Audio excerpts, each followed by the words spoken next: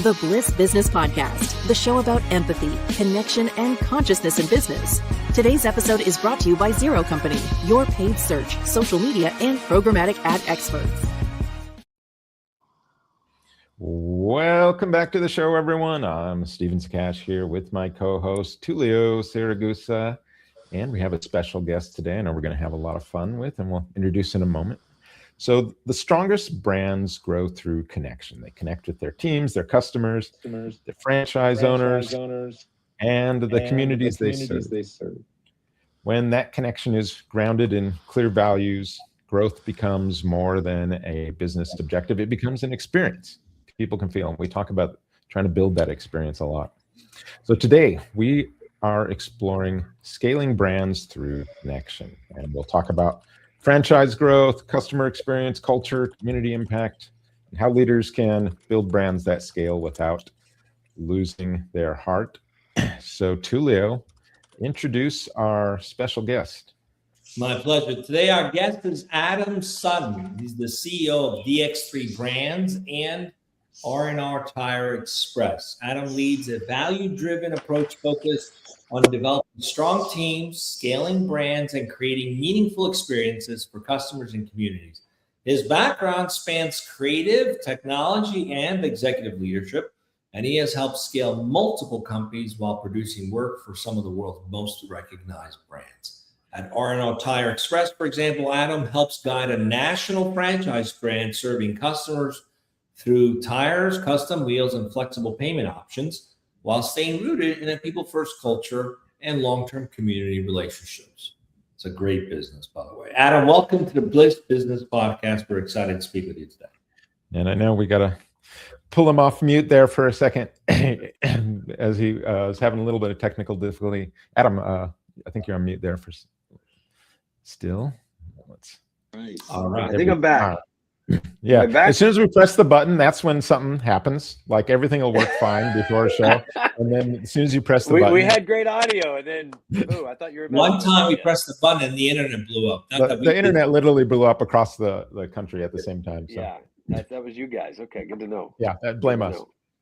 Yeah, well, I apologize. You can hear me okay? I can hear you. Excited to be on. Thanks so much for having me.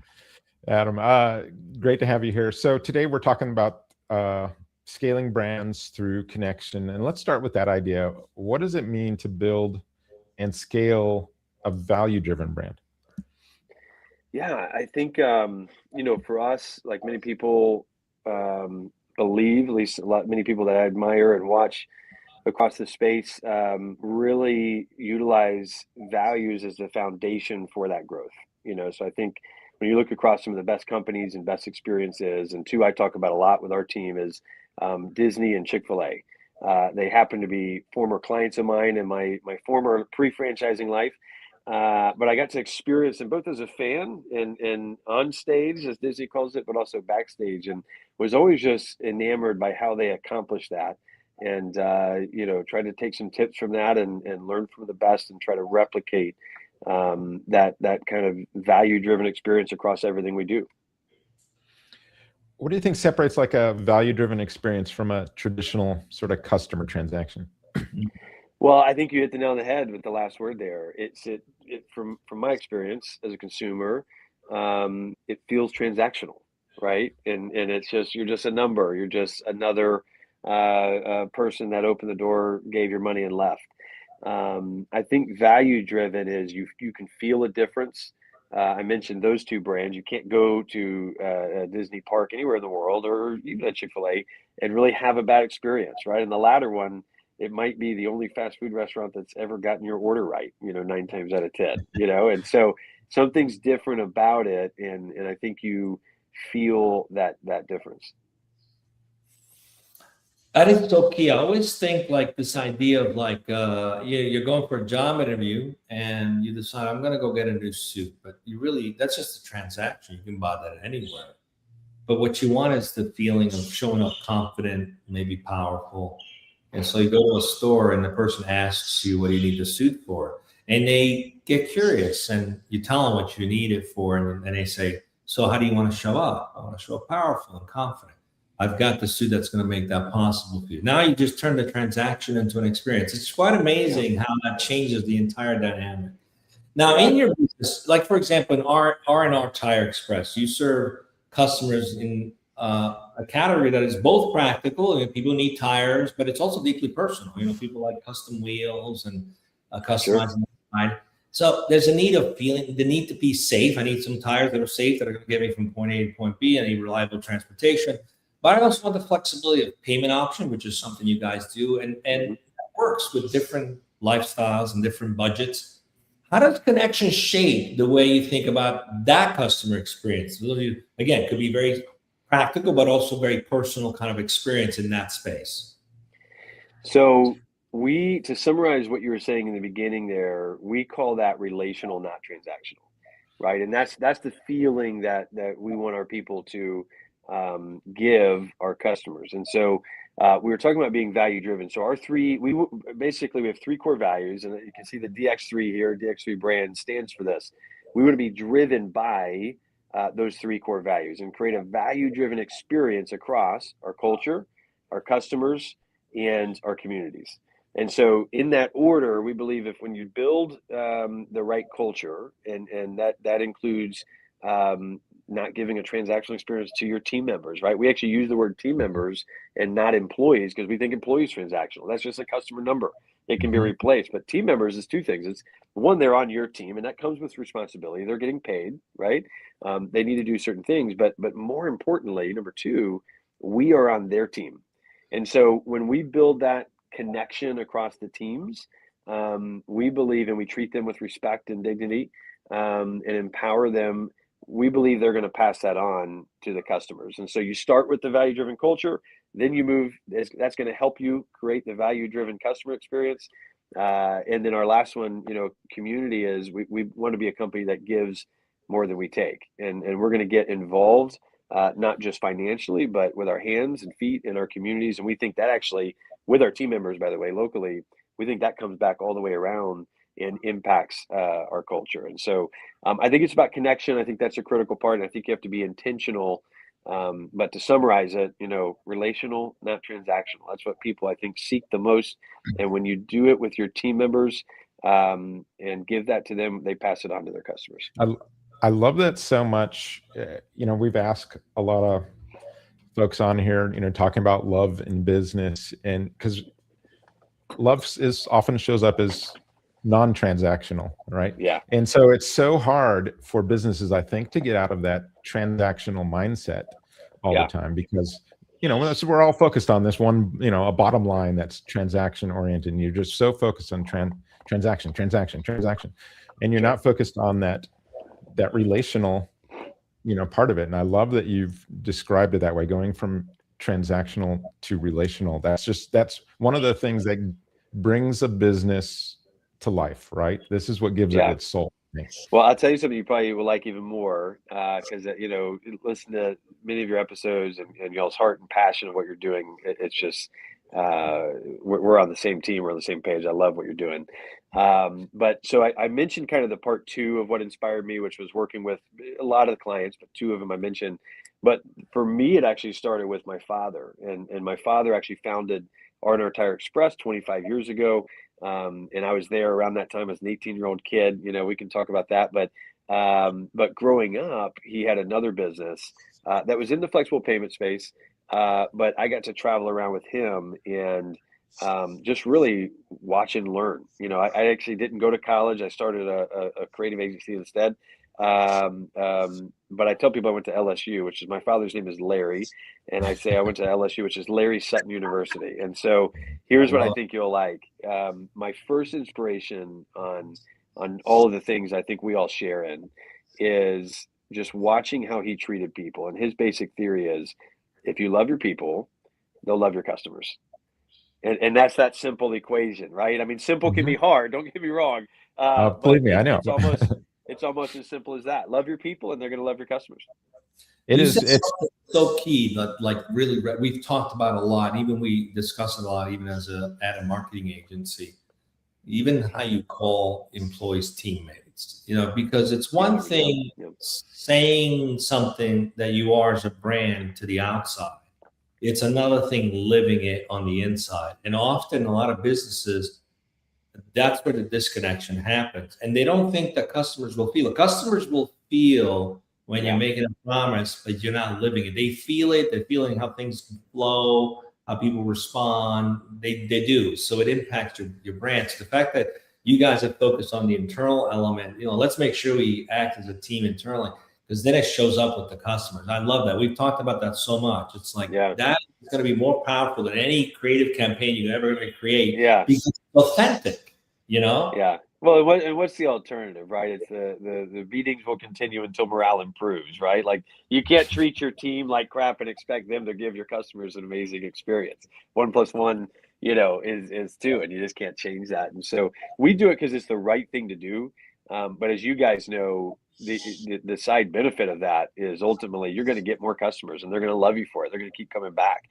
Being a 25-year-old company now, we've got multi-generational customers coming in, which is such an honor. The kids used to be in the store, in the waiting room. We have beautiful waiting rooms. That's another thing. We have really good looking and great experience environments for, we're in the auto business, which isn't known for being clean and a warming environment. But now they're coming in and doing business with us, and they're bringing their kids. And I think, it all pays dividends, but you've got to do it because it's the right thing to do, I know I talk about that a lot. It's like, hey, this is the right thing to do. And I know, though, you have to sell it in sometimes with certain people. So it's like, okay, not only is it the right thing to do, this is the most profitable thing to do.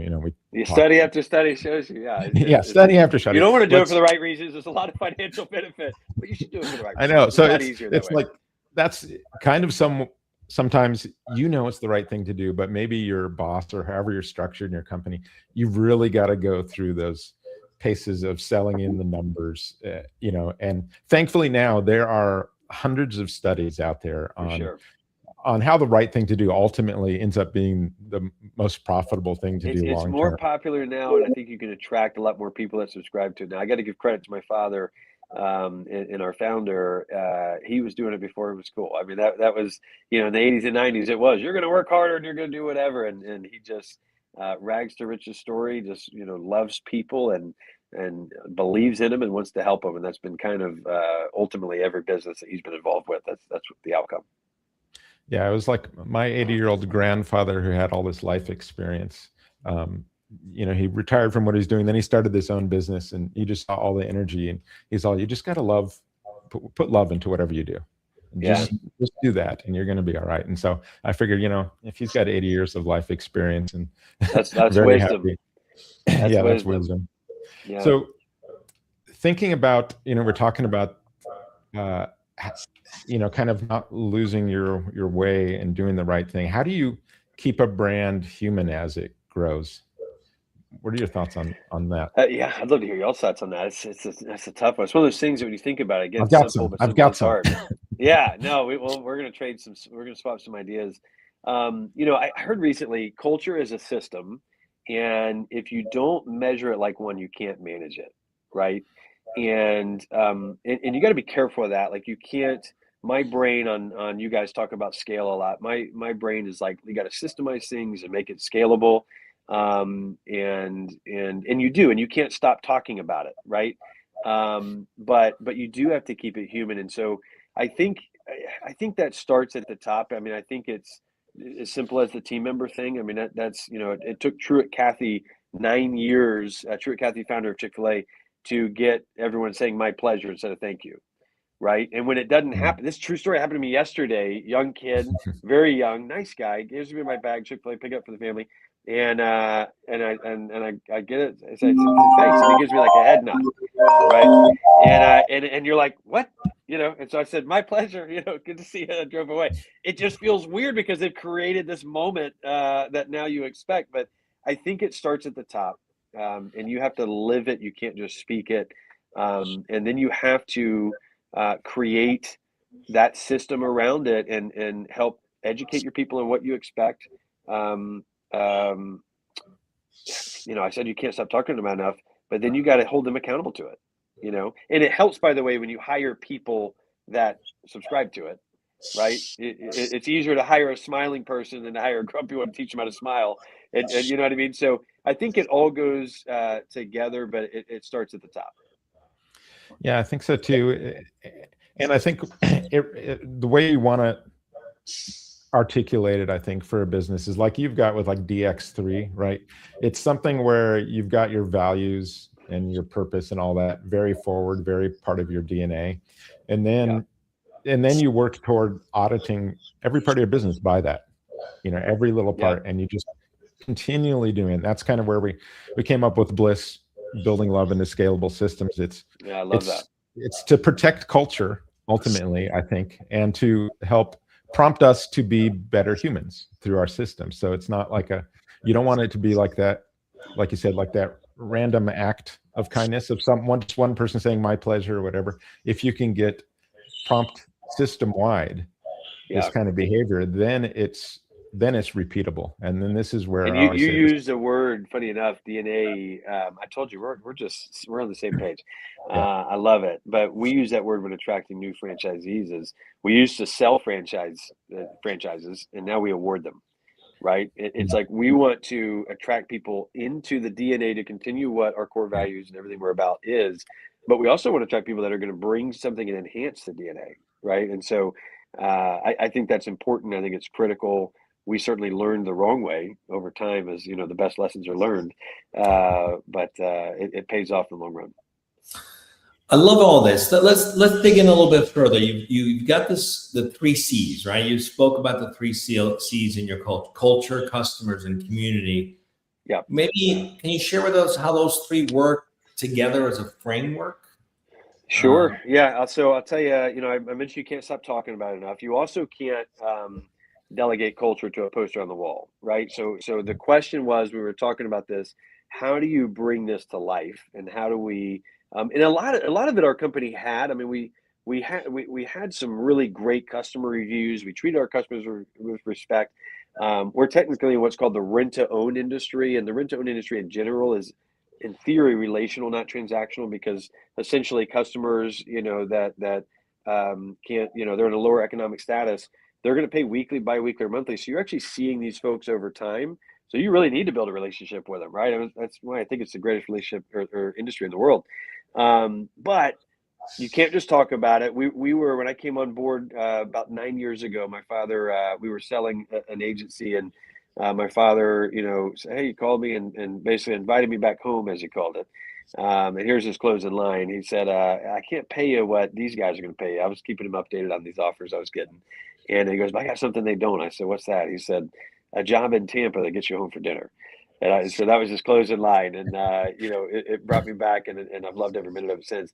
But when I came back, the challenge for me was going, okay, how do I take my father's life and what he's always been about, what I told you about, I got to watch as a literal kid, right? The way he treated people.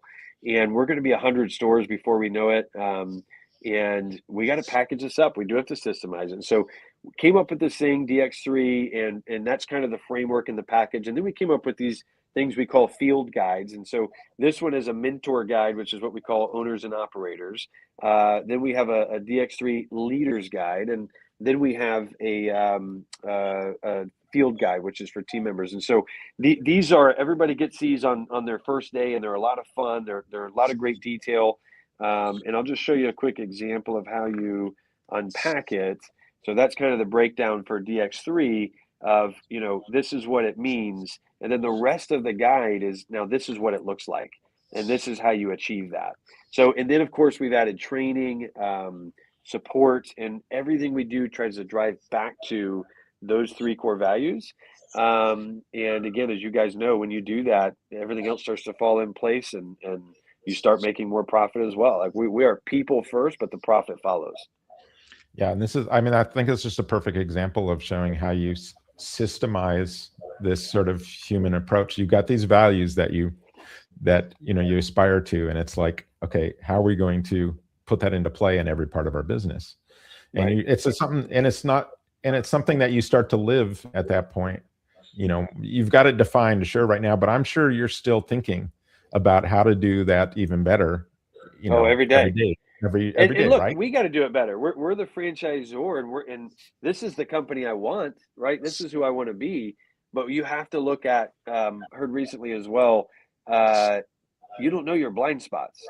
You know your spots; those are previous blind spots. But you need people to tell us, and we need our franchisees to continually tell us how we get better. And so that's exciting. It's the company we want to become, and the company we're trying to be.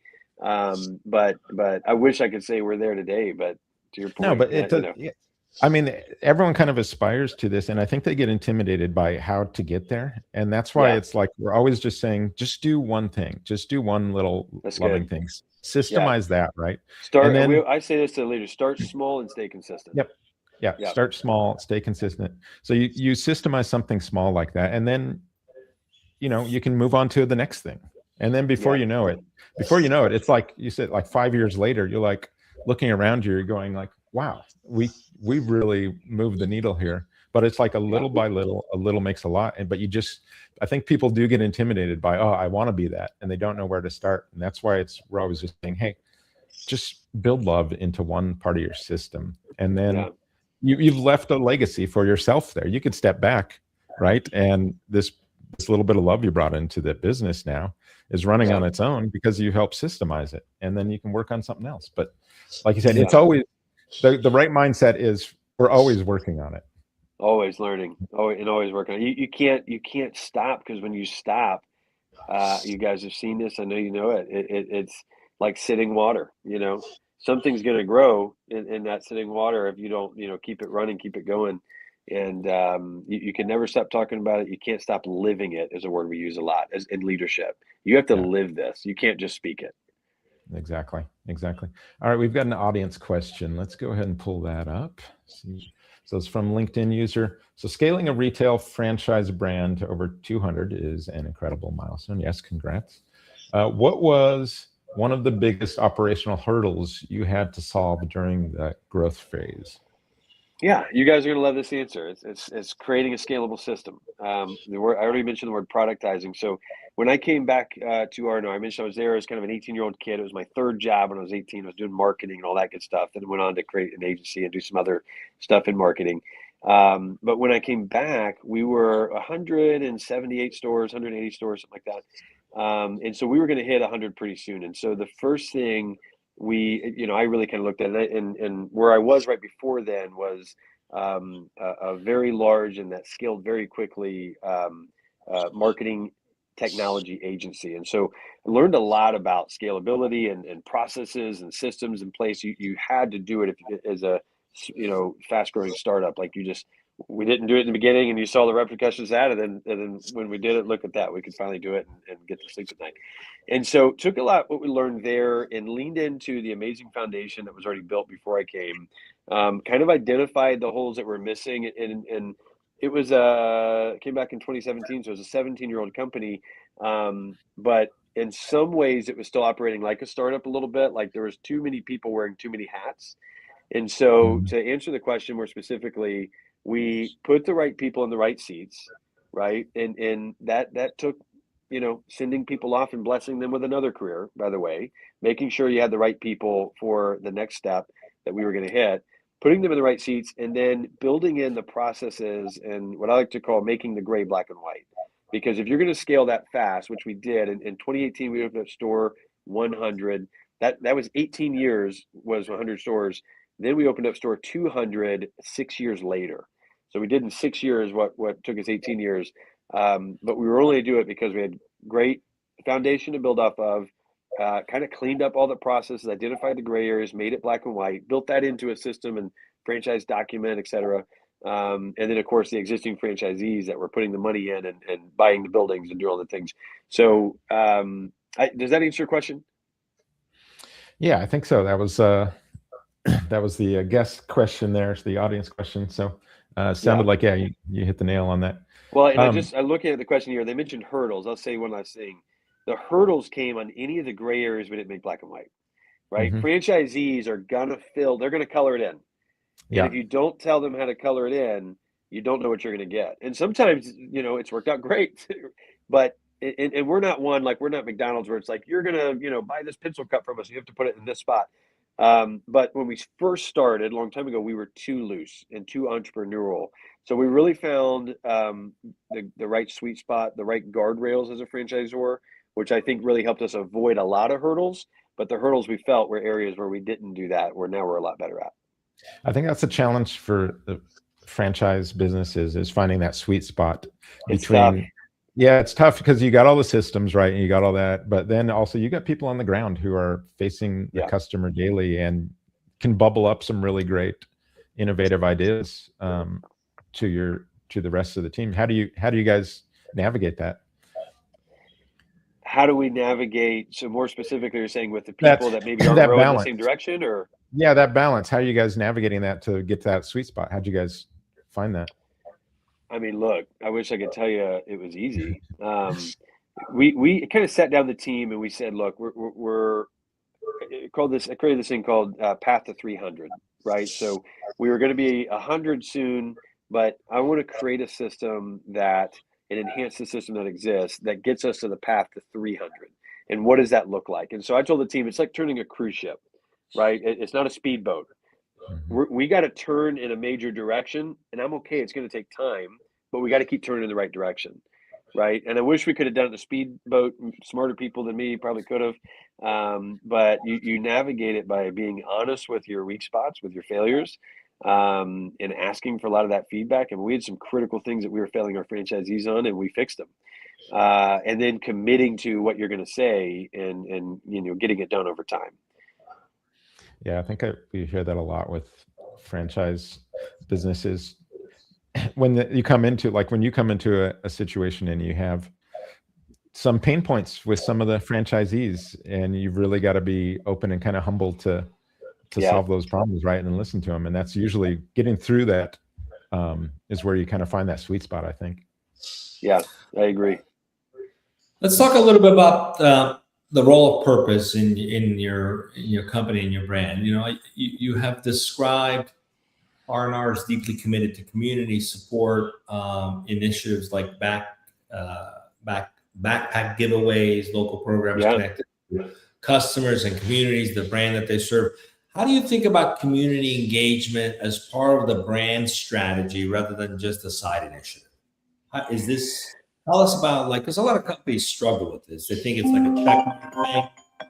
And I'm just curious about how to help companies make this part of the fabric of what they do. Yeah, no, that's really good. I think it goes back to the comment of you have to live it, right? And in my father's case, I mentioned rags to riches. He's always just wanted to help people, and he was always helping the community. And so that kind of transcended in the business. Back to the DNA question, we attract a lot of people that was important to them as well. And so, when people want to do it, you're going to do it a lot more and do it authentically. And I think that pays dividends in the communities because they see you, not just as someone, I think I said, we want to be a company that gives more than we take. A lot of companies are out there just to take, and you can feel the difference like we talked about. So I think it's, living it and by example, actively participating in your community. But then as a franchisor, to answer your question, I think it's building in, systemizing a little bit, but making it easy for franchisees to follow along. Hey, we built a community outreach guide as an example. It says, here's if you want to, donate to companies, here's a list of reputable companies that we know, doesn't have a high burn rate on their salaries and all that stuff, right? But if you want to get involved, so we talk about lending your time, talent, and treasure with our owners. If you want to get involved, here's some ways to do it. And here's some major ways, and here's some minor ways that you can have your local store do it or your entire company. And so I think you have to model that, which we try to do. And then I think you have to communicate that, not only internally in your company. You put together the videos and you invest, in that videographer, the photographer, whatever it is. But you got to write up those stories and then share that, maybe not as much, but as you would your P&Ls and your profit discussions, but you have to constantly put that in front of them. And I think that inspires people to, they start to feel left out. They start to see the value of it. And, it might be a little bit of guilt mixed in there whatever happens when they start doing it, then they really see and feel the value. Did that answer your question, Tulio? Yeah, I think that was a really good answer. Actually, I was a lot of companies, like you said, they leave things sort of in that gray area in that community building. And I like how you mentioned, you kind of really outlined some really good examples of, hey, here's different types of charities, things you can do. And suddenly that that gray that you're talking about now becomes more like, oh, I've got permission to do this or go this direction, and you're suddenly got sort of a North Star you can follow there. Yeah. As a follow-up, I'm curious, how do you help the location, the various franchises, take ownership of themselves locally? Yeah. I'll tell you, it's a great question, because we struggle with that, right? I mean, we have owners that are really great people and they want to do things, but you get busy, and the good intention never turns into the action. And so we actually, on the franchisor side, dedicated a role to this. So it's a shared role. She has a couple other things that she does, but we have somebody that's kind of our national, nonprofit kind of coordinator role, where she's actually carving out time to get with franchisees and actually finding local opportunities even for them. So one of her other roles is on the local marketing side. So she's already finding things in the community and teeing that up. And so I think that's helped a lot. Encouraging them, I mentioned the videos, and we renamed our conference DX3 years ago. And that's where we talk a lot about our 3 core values. We actually went through the unveiling of all of them in 23, and then 24 was culture, and 25 was customers, and this past year was community. And we actually gave away a car and surprised a woman with a car at the conference. And we do that every Mother's Day. One of our franchisees years ago, who believes in this strongly, his name is David Harrison. He grew up with a single mom and was just always inspired by the work that she put in, and always wanted to bless and help single moms. And so he, for one Mother's Day, like 15, 16 years ago, did a giveaway. Hey, nominate, deserving single mom. And he's given away, I think, 16 cars. We adopted that 5-6 years ago as a national campaign. So I think we've given away over 25 cars. And then franchisees that maybe they can't afford, they've got 2 stores, they can't afford to give away a car, they're giving away tires. Or in August, we do a back to school backpack giveaway. And so instead of just telling them, hey, you should give away backpacks, we're coordinating the orders and we're buying all of them, and then we're shipping them out, and it has school supplies inside that we treat it like a marketing promo, right? They get a nonprofit promo guide that goes in. And so I think as much work as you can do for them, the more results you're going to get. You can't hold their hand on everything, but you have to on the important things, I think, a lot of times. Yeah, I think sometimes that's why you see companies switching from like a bottom line to like a triple bottom line. So you go from just focusing on profit to profit, people, planet, and then you start measuring those things as well. But none of this, all those things you just described, none of that probably happens if you're just solely thinking transactionally. You're thinking relationally on all that, from your employees to your community. So you can kind of our see team members. I got to correct if anybody says employees. Correct me. Please, yes. We're not allowed. Nobody's allowed to say it in my building. No. They don't now, but for a few years, I know it's Adam here. I'm sorry, team members. I'm glad you hear that. See, he hears it when it comes out right there. And for many years, I was part of a outsourcing company in the technology space, and it's very common to speak about the talent as resources. Yeah. But we were a self-managed organization, very people-centric organization. So we never referred to people as resources, assets, capital, or anything of that sort. If anyone who'd come in new and talk about resources, we would be immediately, what are you talking about? These are people, not resources. They're people. Humans, well, that's to change anything, deeply over time. It's a mindset shift, right? So I love to hear that, because I think that's where a lot of companies fail is they read a book or they see these studies that we referenced and they go, oh, I want to do that. And they just apply the system without the heart, right? Or without the love, right? And it really has to be a mindset shift. Our best assets are people. Assets is what you move around on a portfolio, not people. It's like the language reflects really poorly about human values. It's it's like, stop. Don't, they're not human capital. They're not assets, not resources. Right. They're people, human beings. I think the good news too is today people value that possibly more than ever, right? I mentioned the 80s and 90s, and that's when I grew up. And they do. A lot of things are transactional. They do value it more than ever, but it is pushing a boulder very slowly. But this is like, it's inevitable. That's what I always say. It's just inevitable. Well, when I say value it, I mean on the receiving side. So I think they seek it more than ever, or maybe expect it. So I wish more companies did it, right? Yeah. But I think people want it or expect it now because we have so much information. We see, I mentioned Disney and Chick-fil-A. You can go to name your favorite brand and you experience it now probably more than ever, and that's what they want. And people used to quit a company and now they stay, right? The quiet quitters, whatever, they'll stay, and it's a dangerous thing. But when you do it right and you attract the right people, it's an amazing thing. The results are fun to watch. So many companies don't see that this shift is happening, and it's going to leave them really vulnerable in multiple ways. Like you mentioned with their, who they hire, how long their retention is, or their customers, how long, how loyal they are, all of that stuff. The younger generations are coming along wanting more and more of that sort of connection, that deeper connection to a brand in some way. So I think, and this is kind of why, we started kind of this podcast, is trying to really build that. And that brings me to the question I always ask everyone on the show, is some form of this, is what role should love play in business? So that's a great question. What's really funny, I was debating if I was going to tell you this now because I feel guilty saying it. You guys have challenged me to use the word more. When I first kind of came back and I was, sharing this vision and kind of saying, hey, we gotta, if you love people, they'll love your customers. And I was really involved with our training director at the time, and on just kind of speaking into this content. And I kept using the word love, and some of the feedback I got was like, guys, Adam, these are like auto guys, like, these tough guys, tough gals. They don't want to hear the word love, right? And so and I took it out. We started changing it and softening it or whatever. And we got the same message across. But hearing you guys say it reminds me back of that. I was like, I might need to reintroduce that. I might have softened it, when you don't need to, because I think that is what it really is about, and I think it's not just about, if you love your people, they'll love your customers, but if you love what you do, you're going to give excellence. You're going to work harder.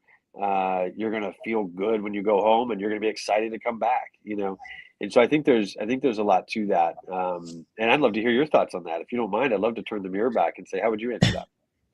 Yeah, no. And I think, like we were kind of talking about it just a couple of seconds ago, is when you're building those systems, these can be very cold systems, emotionless systems, but you're dealing with people, right? And so if you want your business to have a soul, to become a living organism, you have to move this life into those systems. You have to move that love into those systems, to prompt people to be more relational, to connect better, to all those things. And suddenly that's where what was cold and dead now becomes alive and organic, and you live it differently every day. You wake up, you're living it differently that way. And so that's what I'm, that's what I think about sometimes, just thinking on the bigger picture of this, is when you can do that, the ripple effect you can have in that is massive, right? If you're able to suddenly bring life to your business, now people are going home to their families. They're, they're impacting their families, their communities. And it can all start with what's happening at work, because we're spending a tremendous amount of time there. But if we're getting beat down and we're getting these systems that are cold and heartless, people feel that, they bring that home with them. But it does. I mean, parents show up, they're tired, they're talking about that toxic employer, and the kids are listening, and they have no hope for a bright future. They're like just checking out. It's awful. It's such a responsibility as leaders, but you also have to commit to the work, the self work, because you can't bring your traumas to the office. You got to fix that. You got to leave that at the door. And that's part of the problem too, is that people don't realize they bring their unhealed traumas, so they can't implement these systems because they're hurting inside. So they can't create an environment that thrives in helping others because they're not doing the internal work. And often that's a big problem. So it requires incredible self-awareness, self-commitment to growth, to healing yourself in order to extend that kind of care for other people. You can't give that care if you don't know how to care for yourself first. And that's very true. That it just isn't. And I think like the future of HR is really going to be focused on employee wholeness. I think that's where it's going to land. That's where it's heading, because that's just the loving thing. Team member wholeness. That's another bad thing. Human. Did I say it again? Well, I'll tell you, on the HR side, what drives me crazy is there's like employee is in everything, and you're like, sometimes it's hard coded. I know. No, you got it. So our HR director is amazing, and I'm telling her, like, can we change that? No, you can't change that one. Change it to. I don't know. It's true. And like you'll read like conscious capitalism stuff, and it'll talk about the stakeholders of the business, and it'll be like your customers, your vendors, your employees, your investors. Yeah, it's right in there, even in the conscious capitalism. Discussions. I was trying to find one of my favorite quotes. I'm not going to say it because I'm going to butcher it, but John Maxwell has this quote on just culture and people, and it's like the soul of the business. But the ending part is he goes on and he says, "But who wants to be part of a soulless organization?"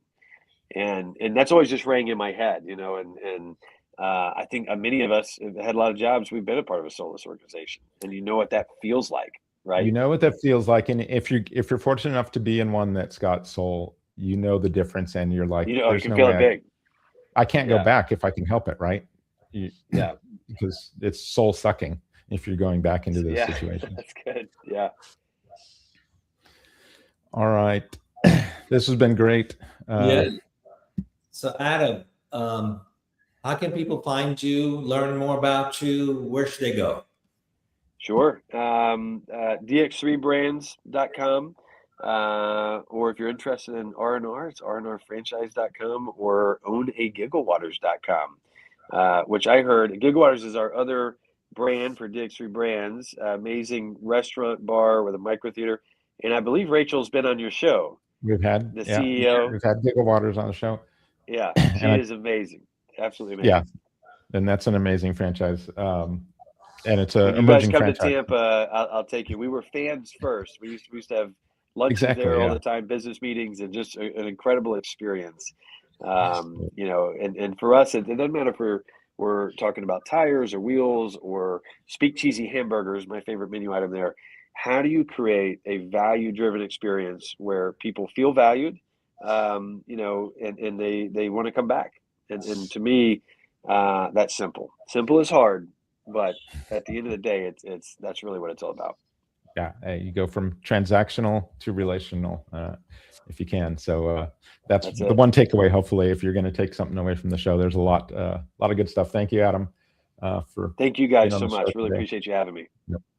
And thank you to our listeners again. Great questions. And again, think about that going from transactional to relational. How can you change your business little by little to get to that point? And I think you'll see the ROI on that too. If you need the stats, you'll see the ROI on all that stuff. But anyway, thank you for joining us on the Bliss Business Podcast. We'll see you next time.